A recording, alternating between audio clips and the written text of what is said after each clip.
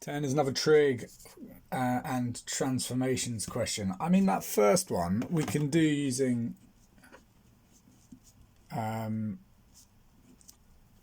exact ratios, right? So, but you can also one mark, just bang into the calculator. Make sure you calculate it on degrees. I'm going to shift set up, angle input, degrees, and then for one mark, I think you just use your calculator. On the same set of axes, right, so these two graphs, so let's have a look at them.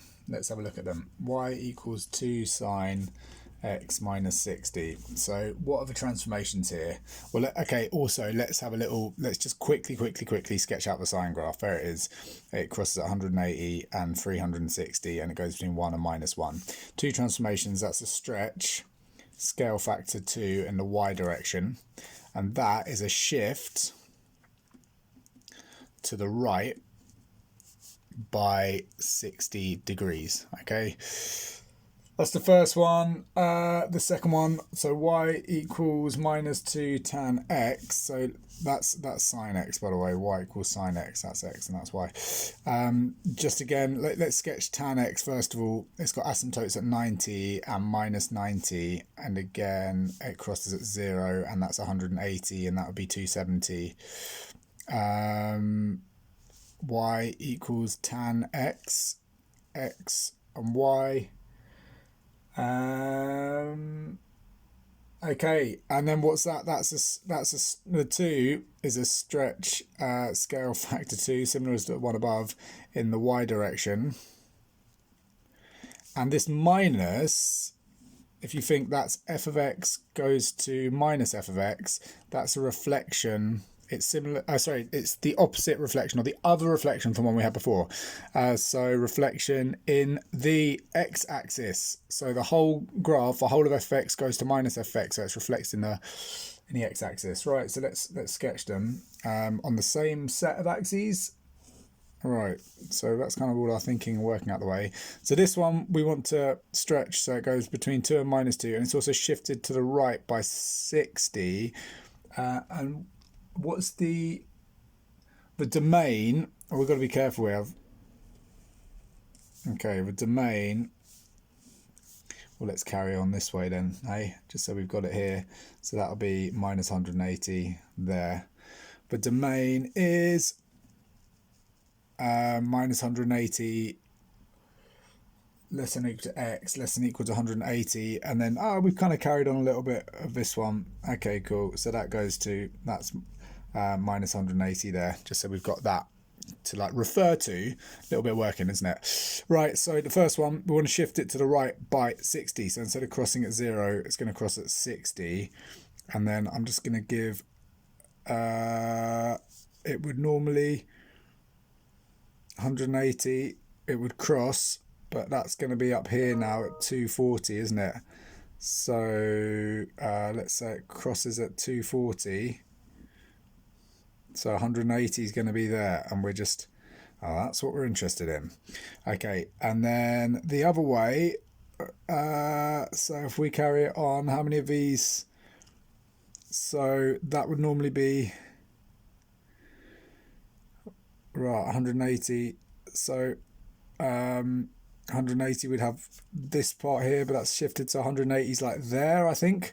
So it's not going to quite meet the peak, and that's that point there, minus 180 is shifted, so that's minus 120.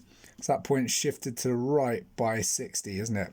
And that goes between 2 and minus 2. Now, a bit more working here, tan, if we reflect that in the in the x-axis, it's going to look like that, isn't it? And then the stretch, we can't really see, because it's got these asymptotes. So the vertical stretch we can't really see, but that's 90, minus 90 and 90. And then, so that one, and then it's going to repeat, isn't it? So that's going to be 180, minus 180. Okay, so that's minus 180 there. Minus 90 is going to be that maximum, actually. Do we have to put the points? Showing coordinates of points of intersection with a coordinate axis. We're going to have to work this point out in a second. Right, so it's actually quite a lot to do, isn't there? 180, 90 is going to be here somewhere, minus 90. Okay, let's say, and then it looks like that, so it's going to be 180's there. Where's 90 here? 90's there, isn't it? Oh, and then that's going to come down here at 180, isn't it?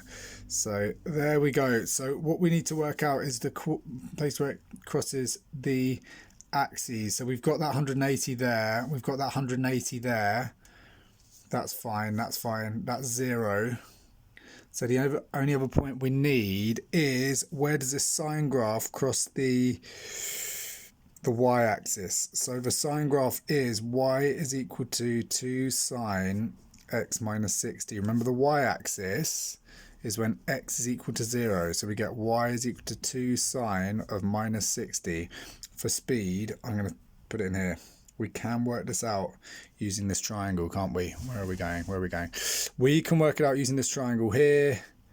Where that's 60, that's 30, that's 2, that's 1, that's root 3.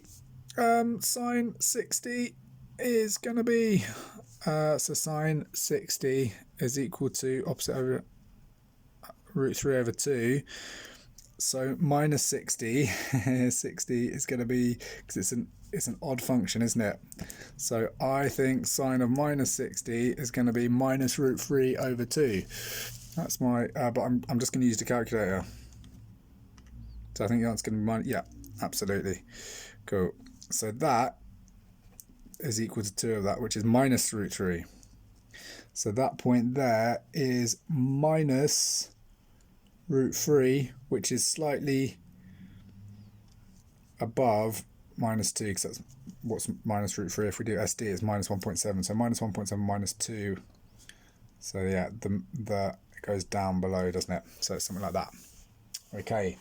Explain how you can use this graph to identify solutions to the equations. Solutions are here, where the graphs meet. Just those two.